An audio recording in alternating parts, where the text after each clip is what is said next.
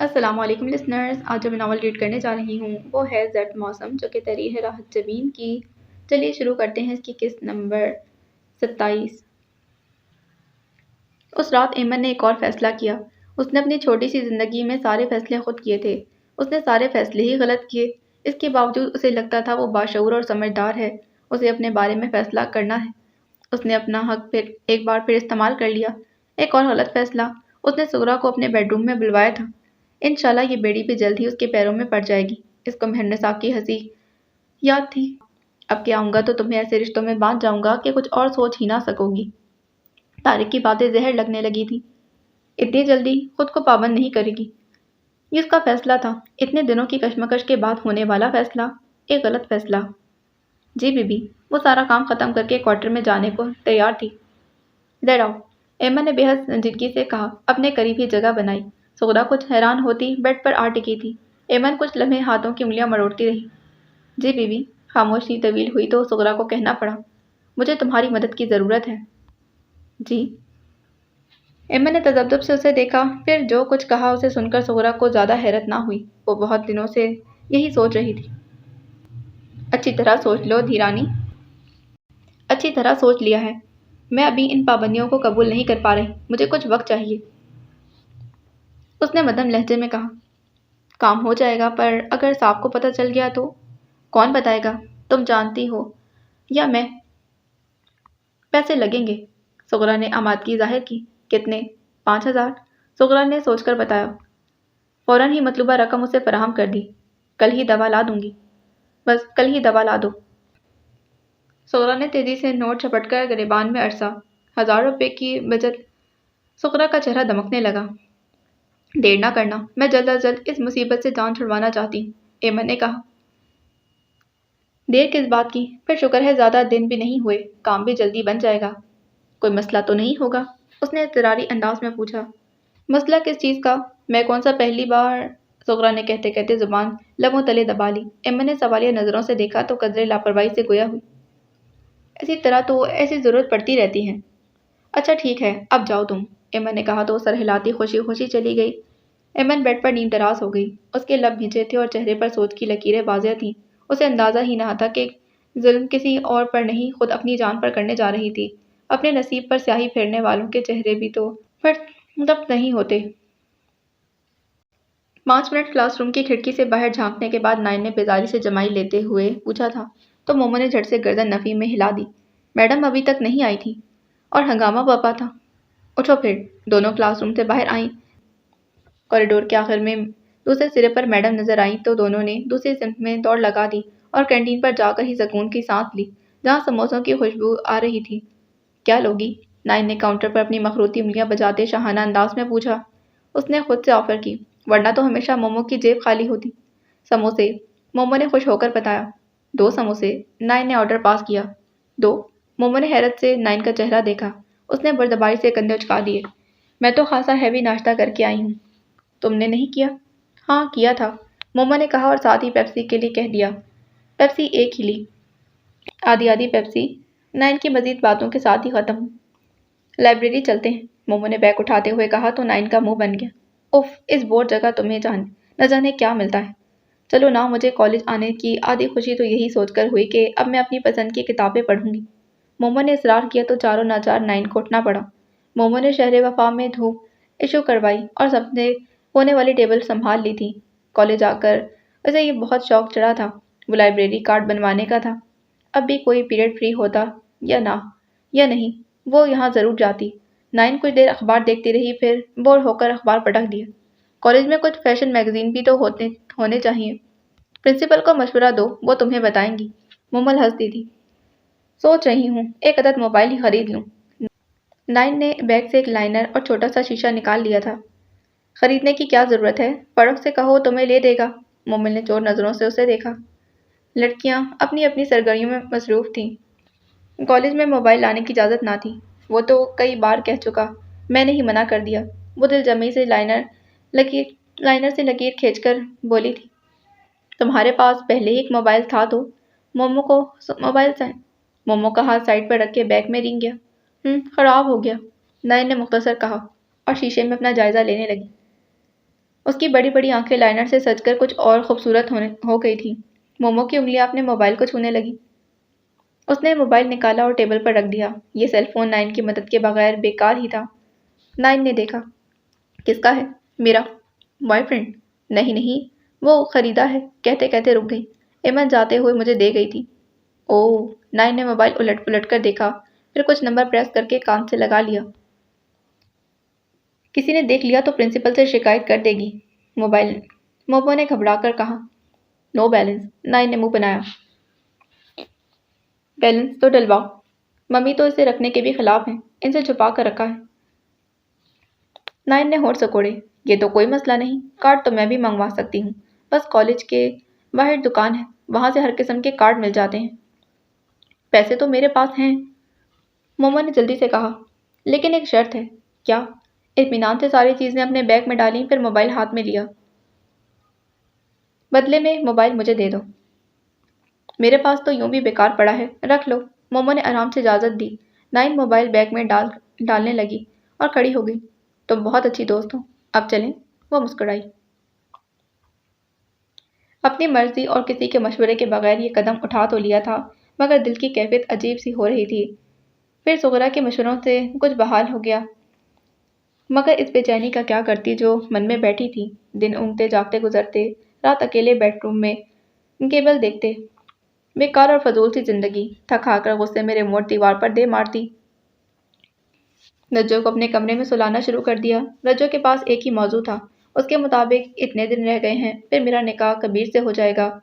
وہ انگلیوں پر دن گنتی، اگرچہ اس کی خفیہ ملاقاتیں اب بھی جاری تھیں، ایسی خفیہ جن کے بارے میں ایمن کو یقین تھا کہ وہ کبیر کے ساتھ چلی گئی، پھر جب میں کبیر کے ساتھ چلی گئی، پھر کبھی نہیں آؤں گی۔ ایمن کے دل میں جلن پیدا ہوتی، بہت کچھ یاد آنے لگتا۔ تھک ہار کر ایمن نے اس سے کہہ دیا کہ وہ اکیلے ہی سوئے، وہ مزید کبیر نامہ نہیں سن سکتی تھی۔ میں کہ تو کبھی جانا ہی نہیں ہوتا تھا، وہاں سے بھی جو آتا اگرچہ کھڑے کھڑے ہی آتا اور اس کی ضروریات پوچھ کر چلا جاتا۔ چاچا جی بھی اس سے مل کر ضرور جاتے۔ وہ خود تو کھل کر بات نہ کرتی، مگر خاطر مدارت بہت اچھی طرح کرواتی تھی۔ ان سے کبھی نہیں پوچھا کہ چاچی کیسی ہیں، شاید یہی وجہ تھی کہ چاچی بھی کبھی شہر نہ آئیں، البتہ فون پر اس سے پوچھتی رہتی۔ سدرا کی پریگننسی کا پیریڈ چل رہا تھا، سو وہ جلدی سے ملنے نہ آ سکتی تھی۔ آتی سردیوں کی اداس سی شامیں، جب طارق کا فون آیا تھا، ایمن نے رکھائی سے جواب دیا۔ کبھی پیار سے بھی بات کر لیا کرو۔ وہ ہنسا۔ پیار سے اس سے بات کی جاتی ہے جس سے پیار ہو، ایمن نے بے ساختہ جواب دیا۔ طارق چپ رہ گیا۔ تو تمہیں مجھ سے پیار نہیں؟ اس کی ہنسی کے رنگ پھیکے پڑ گئے۔ وہ ایمن کے لیے کچھ بھی نہیں تھا۔ ہر دوسرے دن فون کرتا، اس لیے اس کی احوال پرسی کرتا۔ ایمن نے جب جس وقت روپے مانگے اس نے بغیر باز پرس کیے بھجوا دیے تھے، نوکر چاکر، اور اب ایمن اسے کیا کہتی کہ طارق سمجھ نہ سکا۔ اگر وہ پیار سے کہتی تو وہ ساتھ لے جاتا، اگر ایمن اس سے کہتی سب کچھ سمیٹ کر واپس آ جاؤ تو وہ ایمن کے لیے کیا کچھ نہ کرتا۔ اس نے اپنا سوال دوبارہ دہرایا۔ ایمن پھر جواب دینا چاہتی تھی مگر نہ دے سکی۔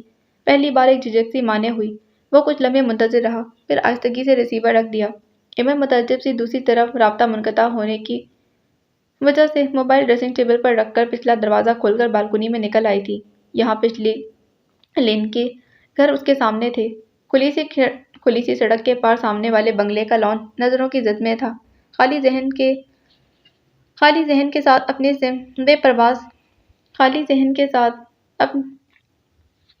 ذہن کے ساتھ پرندوں کو بے سم پرواز کرتا دیکھ رہی تھی، ایسی ہی بے سم پرواز جس کا کوئی انت نہیں۔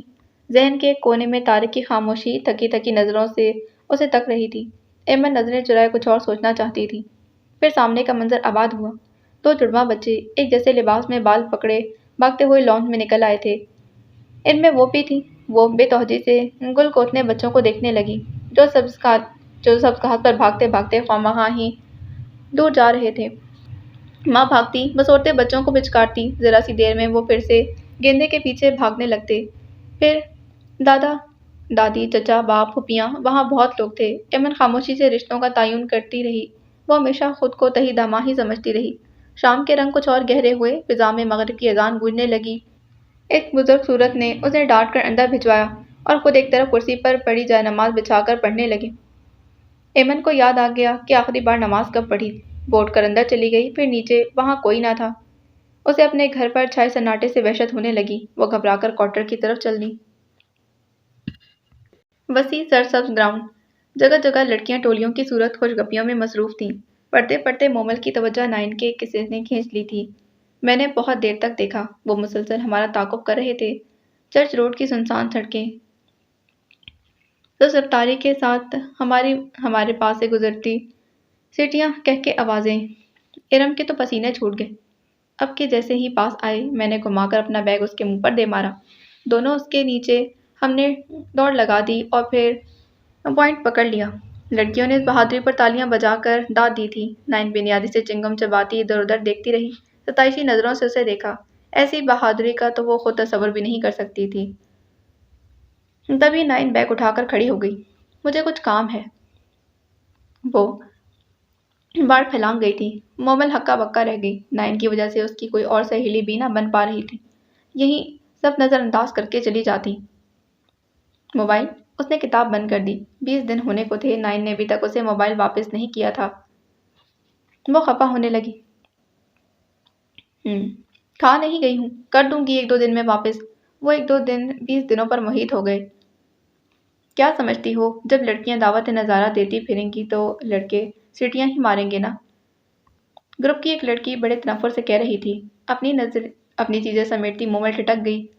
موضوع الگ بات تھی۔ کل نائن خاصا تیار ہو کر آئی تھی۔ کسی دوست کی برتھ ڈے پارٹی میں جانا ہے، مومل کے پوچھنے پر اس نے بتایا۔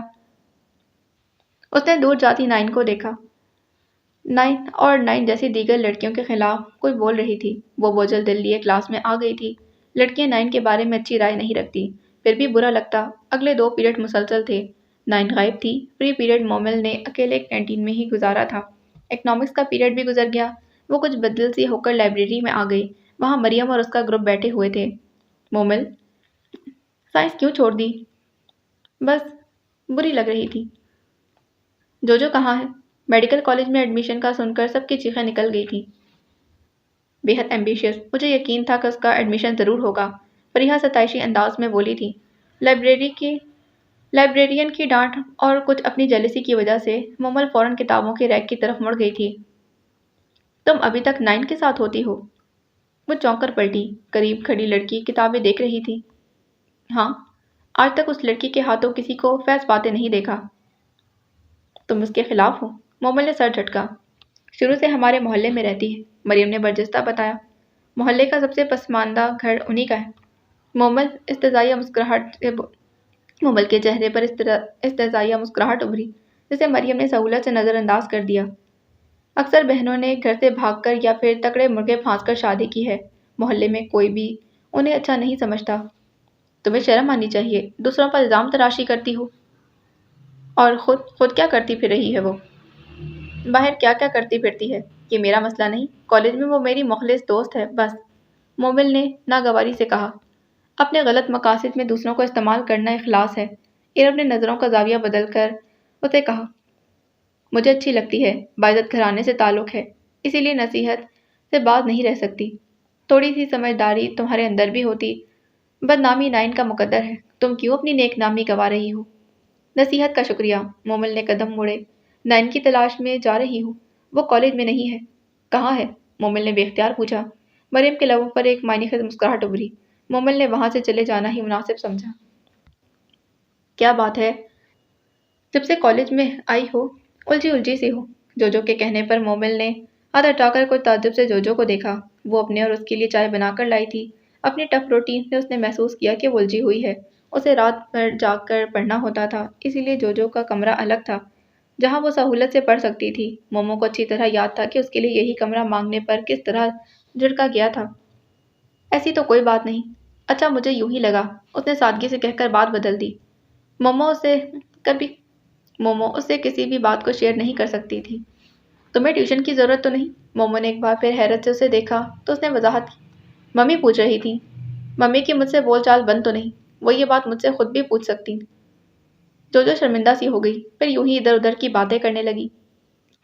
کیا میں اندر آ جاؤں؟ دونوں نے چونک کر پیچھے دیکھا اور دونوں ہی اچھل پڑیں۔ ایمی، جوجو بھاگ کر اسے لپٹ گئی۔ اس والہانہ انداز نے ایمن کے اندر سکون سا بھر دیا تھا۔ کہ اس نے خود سے وعدہ کیا کہ وہ کبھی خود سے نہیں آئے گی، مگر آج بہت تھک ہار کر وہ گھر کی تنہائی سے گھبرا کر آ گئی تھی۔ تم تو ہمیں بالکل ہی بھول گئی تھی، تمہیں ہماری ذرا بھی یاد نہیں آتی؟ لڑکیاں بھاگ بھاگ کر میکے آتی ہیں اور تمہوں کے پلٹ کر دیکھا بھی نہیں، جو نے اپنے مخصوص بے ساختہ انداز میں شکایت کی تھی۔ میں بابر بھائی سے کہتی تھی لیکن وہ ہمیشہ ٹال جاتے کہ تمہیں بالکل یاد نہیں کرتی ہو، کہ تم ہمیں بالکل یاد نہیں کرتی ہو اور یہاں نہیں آنا چاہتی۔ بابر بھائی کو جھوٹ بھی بولنا آتا ہے۔ جھوٹ کیسا؟ بابر نے اندر داخل ہوتے کہا۔ میں جب بھی تم سے ملا ہوں تم نے گھر والوں کے بارے میں ایک لفظ نہیں پوچھا، آج تم نے کہا تو دیکھو فوراً لے آیا۔ بابر کے کہنے پر ایمن شرمندہ سی ہو گئی۔ ممی نہا رہی تھیں، میں انہیں بتا کر آتی ہوں۔ مومو باہر چلی گئی۔ مہرنسا نے اسے دیکھ کر کسی چیز کا اظہار نہیں کیا تھا۔ آج تو بڑے بڑے لوگ آئے ہیں۔ ایمن نے سلام کیا تو مہرنسا نے ساتھ لگا کر والہانہ انداز میں پیار کیا۔ ایمن کا خیال تھا کہ وہ طارق اور اس کے بارے میں کریت کریت کر سوال کریں گی، مگر وہ آرام سے اسے اور مومو اور جوجو کے پاس چھوڑ کر خود کھانے کی تیاری کرنے لگی۔ مومو بھی وقتی طور پر نائن اور اسے وابستہ الجھن بھول گئی تھی۔ میرے لیے بھی اپنے سرکل میں کوئی اچھا سا رشتہ ڈھونڈنا، مومو نے بہت سی باتوں کے بعد کہا تو وہ حیران رہ گئی تھی۔ آج کل صرف حمید اور اس کی فیملی تک ہی محدود ہے میرا سرکل، کہو تو ان میں دیکھوں۔ خود تو ٹھاٹ کر رہی ہو۔ مومو خفا ہونے لگی۔ ایمن کی ہنسی کے رنگ پھیکے پڑ گئے۔ ہاں، جو عذاب میں بھگت رہی ہوں اسے ٹھاٹ کہہ رہی ہو۔ باہر نکلو، گھومو پھرو، اپنے لیے کوئی ایکٹیویٹی تلاش کرو، تنہائی کا یہ عذاب تم نے خود اپنے سر پر لے رکھا ہے۔ دوبارہ سے پڑھائی شروع کرو، جو نے ہمدردی سے اس کا ہاتھ پکڑ کر سمجھایا۔ اب دل نہیں چاہتا، ایمن نے بیزاری سے کہا تو مومو نے غور سے اس کا چہرہ دیکھا، پھر آہستگی سے گویا ہوئی۔ کس کا انتظار ہے ایمی؟ ایمن نے چونک کر اسے دیکھا۔ زندگی کا یہی رخ متعین ہو چکا تو اسی میں اپنی راہیں تلاشو، اب مزید خود کو خوار مت کرنا۔ خاموشی سے اس کا چہرہ دیکھتی رہی، پھر شکست خوردگی سے سر جھکا لیا۔ دل اس شخص کو قبول نہیں کر رہا۔ کوشش ہی نہیں کی، کوشش تو کرو۔ کوشش سے کچھ بھی نہیں ہو سکتا۔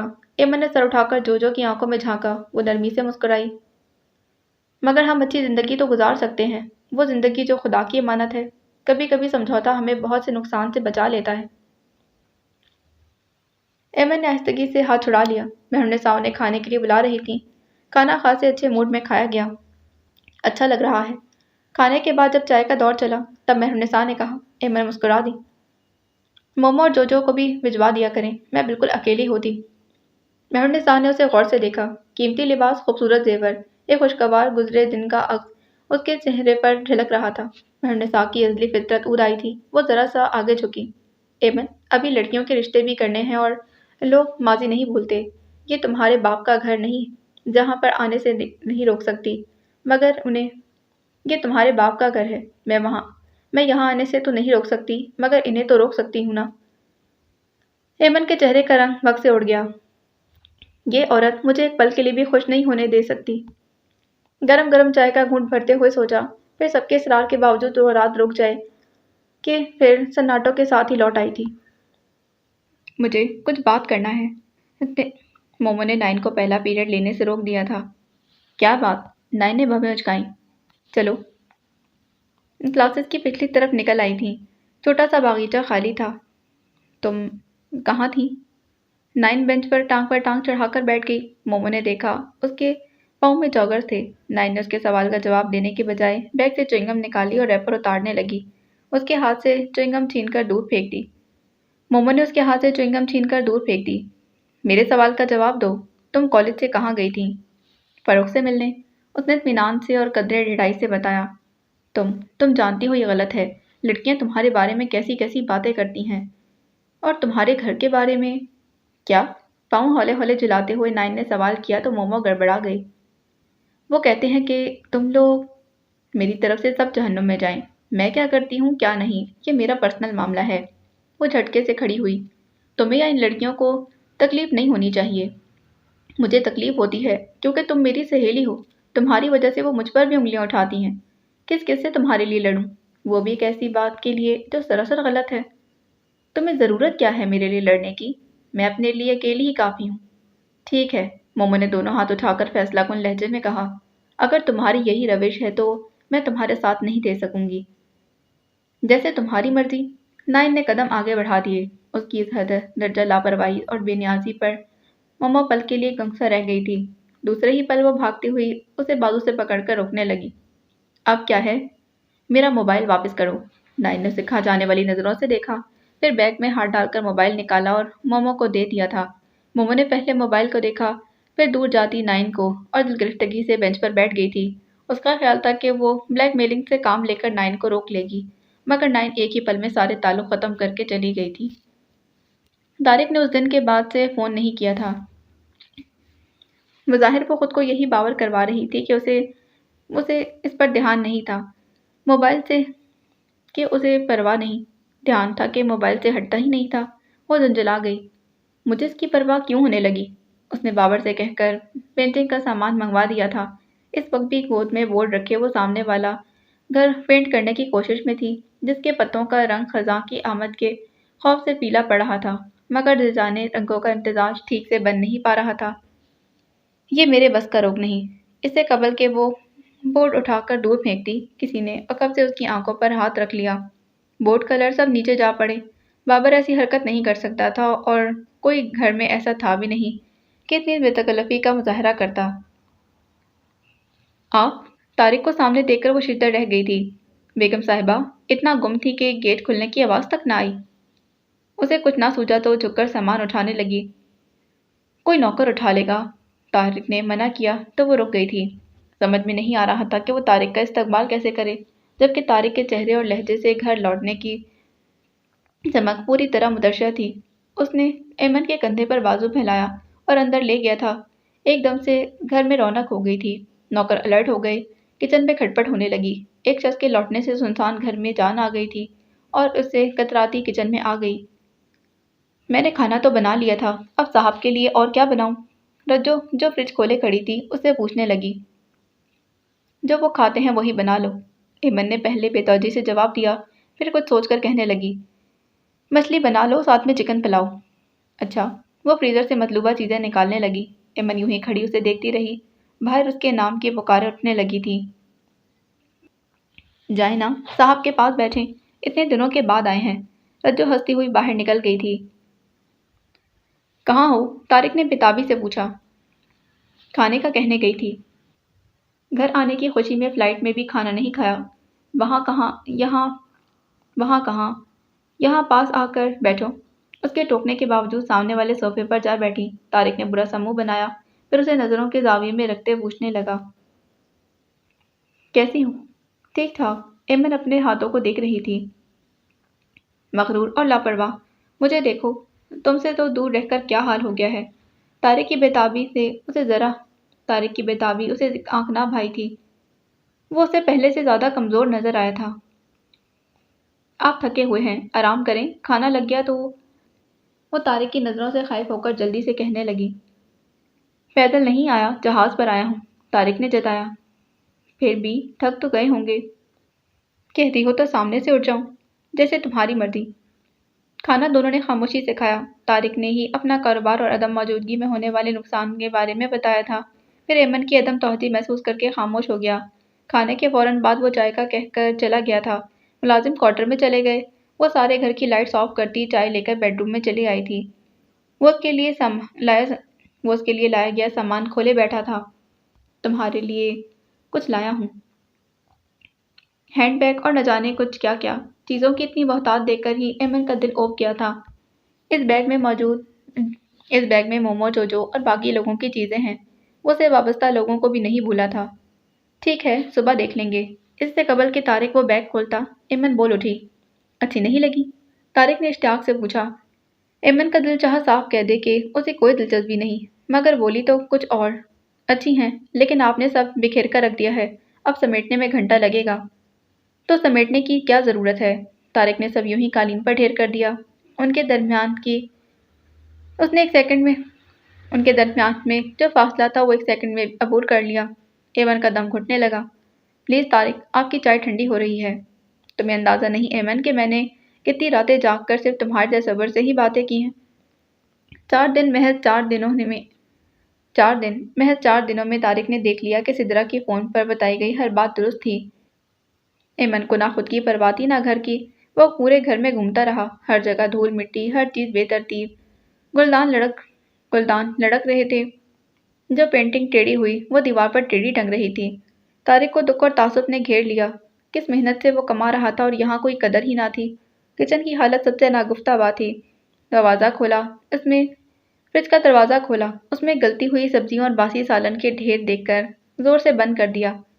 गुस्सा मामलात बिगाड़ देता है। उसने सिंक के नीचे खड़े पानी को देखकर उबलते गुस्से पर काबू पाने की सही की। वो भी दिल से मेरी नहीं बनी, घर पर तवज्जो क्या खाक देगी। आप यहाँ क्या कर रहे हैं? एमन यूं ही किचन में निकल आई थी। तारिक को वहाँ देख हैरान रह गई। किचन की हालत देख रहा हूँ।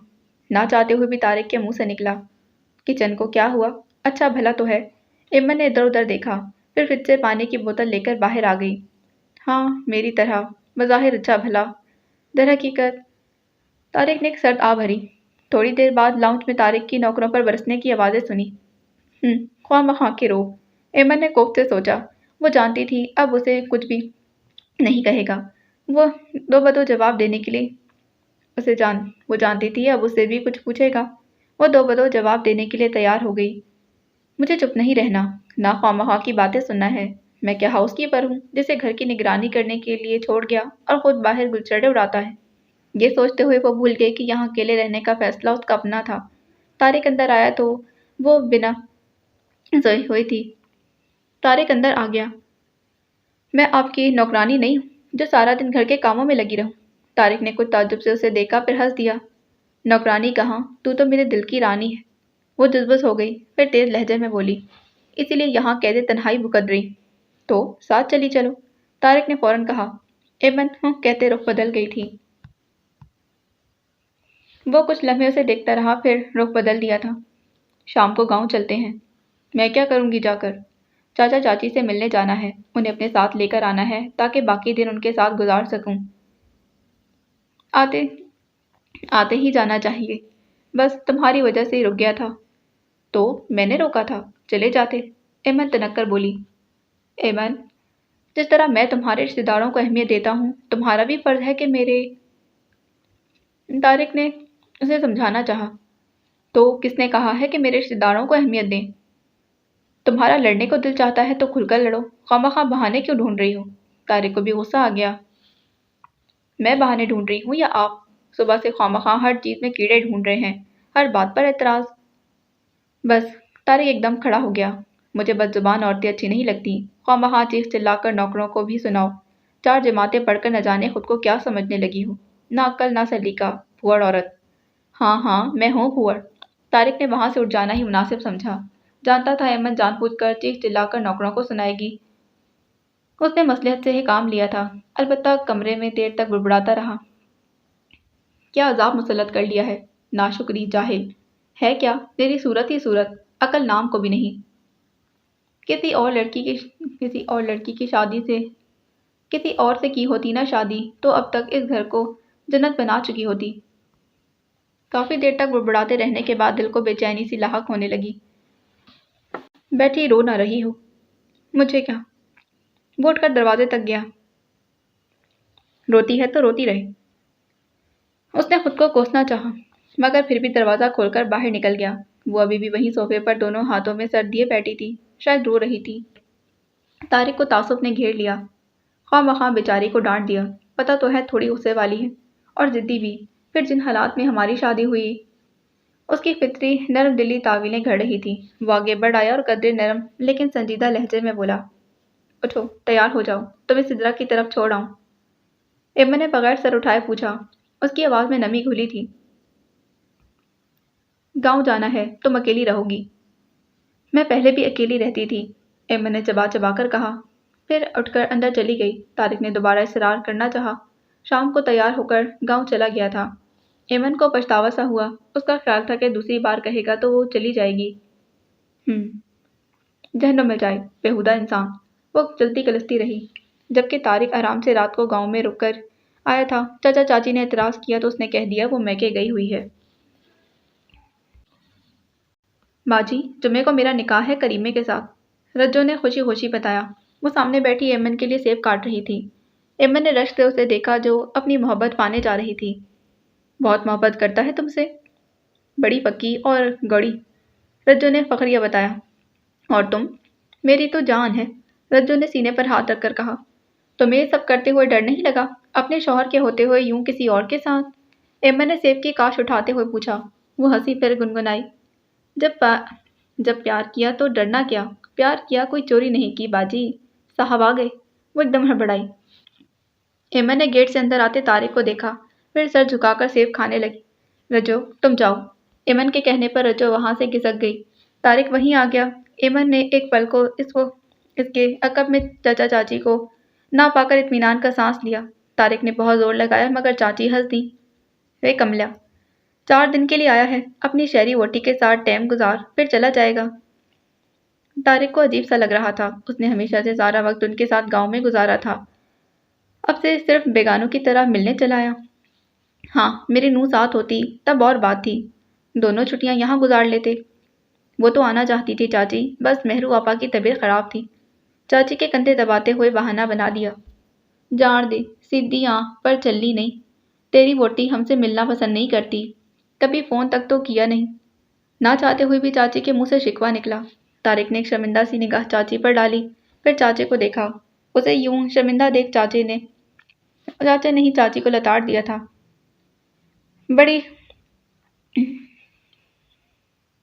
بڑی پٹھی مت ہے تیری، زبان تالو سے نہیں لگتی تو اٹھ کر باہر چلی جا، جانوروں کا چارہ دانا دیکھ لے جا کر۔ چاچا، چاچی کچھ غلط تو نہیں کہہ رہی؟ طارق نے آہستگی سے کہا۔ دیکھ پتر، یا تو بندہ کوئی رشتہ باندھے نا، اگر باندھ لے تو پھر آخری سانس تک نبھائے۔ وہ مرد ہی کیا جو اپنی ووٹی کو سیدھا نہ کر سکے؟ وہ یہاں نہیں آتی، نہ آئے، پر میری مان اسے ساتھ لے جا، ادھر اکیلا چھوڑ کر جانا بھی ٹھیک نہیں۔ میں عقل وقل نہیں، اس میں عقل وقل نہیں، خواہ مخواہ کسی نے پٹھی مت دے دی تو پچھتائے گا، چاچے نے قطعی لہجے میں کہا تو طارق خاموش ہو گیا۔ واپسی کا سفر بہت بوجھل لگا۔ کیسی ہو؟ دن کیسا گزرا؟ وہ اس کے سامنے والی کرسی پر بیٹھ گیا۔ ایمن خاموش ہی رہی، اس نے بھی چاچا چاچی کا حال نہیں پوچھا۔ طارق جھنجھلا گیا۔ کچھ کھانے کو ملے گا؟ کیوں، آج چاچی نے کچھ نہیں کھلایا؟ ایمن نے ترچھی نگاہ سے اسے دیکھا۔ چاچی کو پتہ نہیں تھا کہ میری بیوی ہاتھ پیر توڑ کر بیٹھی ہے، ورنہ کھلانے کے ساتھ کھانا باندھ کر دیتی۔ نوکر کیا دنیا کو دکھانے کے لیے رکھے ہیں؟ ایمن نے تڑک کر کہا۔ صرف نوکروں کے سر پر نہیں چلتے بیوقوف لڑکی، وہ غصے سے بولا۔ میں بے عقل ہوں، پھوڑ اور بد سلیقہ ہوں تو لے آؤ کوئی سلیقے والی، میری جان کیوں عذاب میں ڈال رکھی ہے؟ ایمن نے ہاتھ مارا۔ سیب والی پلیٹ اڑتی ہوئی گھاس پر دور جا گری، کاشیں یہاں وہاں بکھر گئیں۔ طارق نے لب بھیج کر پلیٹ کو دیکھا۔ ہاں، غلطی ہو گئی جو میں تمہارے باپ کے ہاتھوں میں آ گیا تھا، مجھے کیا معلوم تھا وہ اپنا کھوٹا سکہ چلا رہا ہے۔ شوہر آئے تو بیویاں چائے پانی کا پوچھتی ہیں، یہاں تو تر تر شروع ہو گئی ہے۔ وہ غصے سے کرسی کھسکا کر کھڑا ہو گیا۔ گلسنے کے بجائے عقب میں وہ الٹ پڑی تھی۔ وہیں بیٹھے رہتے، چاچی کا گوڈا پکڑ کر، خوب سکھائی پڑھائی ہوتی ہے۔ ایمن نے جاہل عورتوں کی طرح تانا مارا۔ طارق کا رنگ ایک دم سرخ ہوا۔ بکواس بند کرو، خبردار جو ان کے بارے میں ایک لفظ بھی کہا۔ کیوں نہ کہوں، ضرور کہوں گی، جیسے جاہل تم ویسے وہ۔ جانے کس چیز کا غبار تھا جو وہ بنا سوچے سمجھے بولی۔ زبان کو تالا اس وقت لگا جب طارق کے سیدھے ہاتھ کا تھپڑ اس کے گال پر پڑا۔ زبان کھینچ لوں گا گدی سے۔ ایمن کچھ لمحے شردر رہ گئی، دوسرے پل چیخ اٹھی تھی۔ تم نے مجھے مارا؟ مارو اور مارو، مارو، یہی تو کر سکتے ہو، یہی اصلیت تھی تمہاری جو آج سامنے آ گئی ہے۔ تم جان پوچھ کر نوکروں کو تماشا دکھاتی ہے۔ گیٹ پر کھڑے حمید کو دیکھ کر طارق پر گھڑوں پانی پڑ گیا، جو غالباً شور سن کر اندر آیا تھا، پھر میاں بیوی کو یوں آمنے سامنے دیکھ تیزی سے باہر نکل گیا۔ ایمن اب تک چیخ رہی تھی۔ طارق نے بے بس ہو کر اسے بازو سے پکڑ کر گھسیٹا۔ چھوڑو، چھوڑو مجھے۔ طارق نے اسے نہیں چھوڑا تھا۔ ایمن نے اس کے بازو پر اپنے دانت گاڑ دیے۔ طارق نے بلبلا کر دوسرے ہاتھ سے اس کے بالوں کو پکڑا، بالوں کو جھٹکا دیا اور گھسیٹتے ہوئے اندر لے گیا تھا۔ راستے میں پڑے گملے سے ایمن کو زور کی ٹھوکر لگی، انگوٹھے کا ناخن ہی کھڑ گیا۔ نوکروں میں سے جس نے یہ منظر دیکھا دانتوں میں انگلیاں دبا کر رہ گیا۔ طارق نے اسے بیڈ روم میں دھکیل کر دروازہ بند کر دیا اور خود لاؤنج میں سر پکڑ کر بیٹھ گیا۔ اس کی دانش میں یہ اس کی زندگی کا بدترین دن تھا، لیکن وہ نہیں جانتا تھا کہ یہ اس کی زندگی کے بدترین دنوں کا نقطۂ آغاز تھا۔ باقی اگلی قسط میں جانے سے پہلے چینل کو سبسکرائب کریں، ویڈیو کو لائک کریں، بیل آئیکن کو پریس کرنا ہرگز نہ بھولیں۔ ملتے ہیں اس کی اگلی قسط میں۔ اللہ حافظ۔